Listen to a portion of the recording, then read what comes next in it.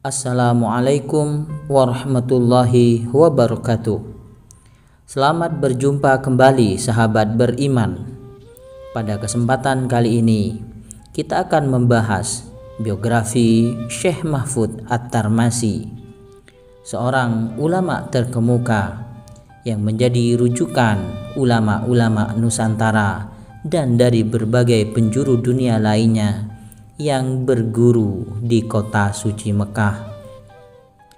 Beliau merupakan salah satu guru yang sangat dihormati oleh kalangan Ahlus Sunnah wal Jamaah, wabil khusus dari Jam'iyah Nahdlatul Ulama. Beliau Syekh Mahfud At-Tarmasi bernama lengkap Muhammad Mahfud bin Abdullah bin Abdul Mannan bin Dipo Menggolo At-Tarmasi Al-Jawi, atau kerap disapa dengan panggilan Syekh Mahfud At-Tarmasi. Beliau lahir pada tanggal 12 Jumadil Ula tahun 1258 atau bertepatan tanggal 31 Agustus 1842 Masehi di Desa Termas, Kecamatan Arjosari, Kabupaten Pacitan, Jawa Timur. Syekh Mahfud At-Tarmasi lahir di saat ayahandanya Kiai Haji Abdullah sedang berada di kota suci Mekah. Syekh Mahfud At-Tarmasi yang masih keturunan ulama-ulama terkemuka merupakan seorang santri kelana yang telah meraup banyaknya ilmu pengetahuan dari berbagai penjuru pesantren yang satu ke pesantren lainnya hingga berakhir di tanah suci Mekah. Syekh Mahfud At-Tarmasi memulai pendidikannya dengan belajar langsung kepada ayahandanya Kiai Haji Abdullah. Beliau belajar Al-Quran, Fathul Mu'in, Fathul Wahab, Syarah Asy-Syarqawiyah Al-Hikam, dan Tafsir Jalalain hingga sampai surat Yunus saja kepada Kiai Haji Abdullah. Setelah itu beliau melanjutkan pendidikannya dengan belajar di pondok pesantren di daerah Semarang, Jawa Tengah yang diasuh oleh Kiai Haji Muhammad Soleh bin Umar atau biasa dikenal dengan panggilan Mbah Soleh Darat. Di Semarang, beliau belajar syarah hikam hingga khatam 2 kali. Tafsir Jalalain juga khatam 2 kali. Syarah Al-Mardini dan Wasilatut Tulab. Kitab Wasilatut Tulab tersebut berupa kajian tentang ilmu falak yang telah ditasheh dan ditahqiq langsung oleh Syekh Ahmad Al-Fatani. Setelah itu, beliau hijrah ke kota suci Mekkatul Mukarramah untuk melanjutkan pendidikannya. Di tanah suci, beliau belajar kepada Syekh Ahmad Al-Minshawi yang dikenal dengan nama Mukri, yang merupakan seorang ahli qiraah yang merupakan pengikut qiraahnya Imam Asim dan juga ahli tajwid. Di sana Syekh Mahfud At-Tarmasi juga belajar sebagian syarah Ibnul Qasih ala Asy-Syatibiyah meskipun tidak sampai khatam. Pada waktu yang sama, beliau juga belajar kepada Syekh Umar bin Barakat Asy-Syami. Kepadanya beliau mengaji kitab Syarah Syudurus Zahab li Ibni Hisham. Kemudian juga berguru kepada Syekh Mustafa Al-Afifi. Kitab yang dipelajarinya adalah Syarah Jam'ul Jawami lil Mahalli dan Munil Labib. Beliau juga berguru kepada Sayyid Husain bin Sayyid Muhammad Al-Habsyi. Kepadanya beliau belajar kitab Sahih Bukhari. Kemudian juga Syekh Mahfud At-Tarmasi belajar kepada Syekh Muhammad Said Al-Basail. Kitab yang dikajinya adalah kitab Sunan Abu Dawud, Sunan At-Tirmizi, dan Sunan An-Nasai. Kemudian Syekh Mahfud At-Tarmasi juga berguru kepada Sayyid Ahmad Az-Zawawi.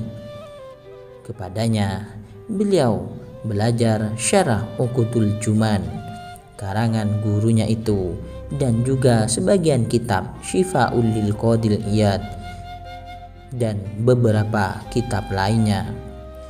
Di samping belajar kepada guru-guru yang disebutkan barusan, Syekh Mahfud At-Tarmasi juga berguru kepada ulama-ulama terkemuka di zaman tersebut.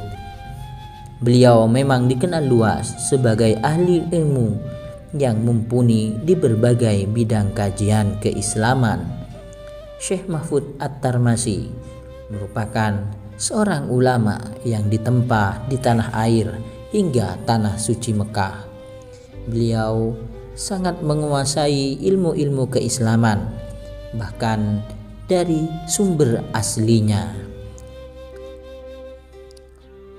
Sementara itu, di antara ulama-ulama terkemuka yang menjadi murid-murid beliau, termasuk di antaranya Kiai Haji Muhammad Hashim Asy'ari atau dikenal dengan Hadratus Syekh Kiai Haji Hashim Asy'ari, juga Kiai Haji Abdul Wahab Hasbullah, Kiai Bisri Syansuri, Kiai Haji Soleh, Kiai Asnawi Kudus, Kiai Dahlan, dan ulama-ulama Nusantara lainnya yang terkenal sebagai ahli ilmi dan memiliki semangat juang untuk menegakkan agama Allah Subhanahu wa Ta'ala.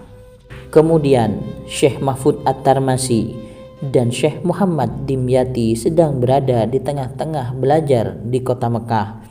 Datang kabar dari Indonesia bahwa ayah mereka, Kiai Abdullah, telah dipanggil oleh Sang Pencipta.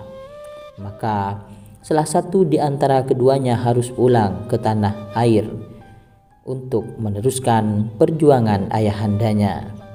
Karena itu Syekh Mahfud At-Tarmasi meminta adiknya untuk pulang ke tanah air karena beliau sendiri telah bertekad untuk tetap tinggal di tanah suci Mekah hingga akhir hayat beliau menjemput. Akhirnya Kiai Haji Muhammad Dimyati harus mengalah kepada sang kakak. Beliau harus rela untuk meninggalkan tanah suci Mekah demi berjuang melanjutkan kisah perjalanan ayahandanya di tanah air Indonesia. Syekh Mahfud At-Tarmasi merupakan seorang ulama karismatik yang terkenal mumpuni di berbagai bidang kajian keilmuan. Hal itu terbukti dari banyaknya kitab-kitab yang berhasil dikarang dan menjadi rujukan yang merupakan karya dari sang imam. Beliau, Syekh Mahfud At-Tarmasi, merupakan seorang ulama terkemuka yang terkenal akan keluasan ilmu dan kealiman tentang ilmu-ilmu agama. Hal itu terbukti dari banyaknya karangan yang berhasil beliau selesaikan dan terus menjadi rujukan hingga saat ini. Puluhan kitab berhasil beliau selesaikan, baik yang merupakan karangan awal ataupun sebagai syarah daripada kitab-kitab ulama pendahulunya. Karenanya Syekh Mahfud At-Tarmasi mendapatkan penghargaan sebagai seorang allamah, al-muhaddis, al-musnid, al-faqih, al-usuli, al-mukri, dan masih banyak lagi sebutan yang disematkan kepada beliau sebagai pengakuan atas kedalaman pengetahuan serta kealiman dan keluasan ilmu-ilmu keislaman yang menjadi perhatian beliau selama hidupnya. Akhirnya perjalanan panjang dan syarat akan ilmu pengetahuan dari Syekh Mahfud At-Tarmasi harus berakhir pada tahun 1920 Masehi, tepatnya di kota Mekah. Syekh Mahfud At-Tarmasi menghembuskan nafas terakhirnya sebagai seorang thalibil ilmi, seorang alim allama yang telah melahirkan berbagai sosok ulama terkemuka, utamanya di Nusantara. Rahimahullah Kiai Haji Mahfud At-Tarmasi.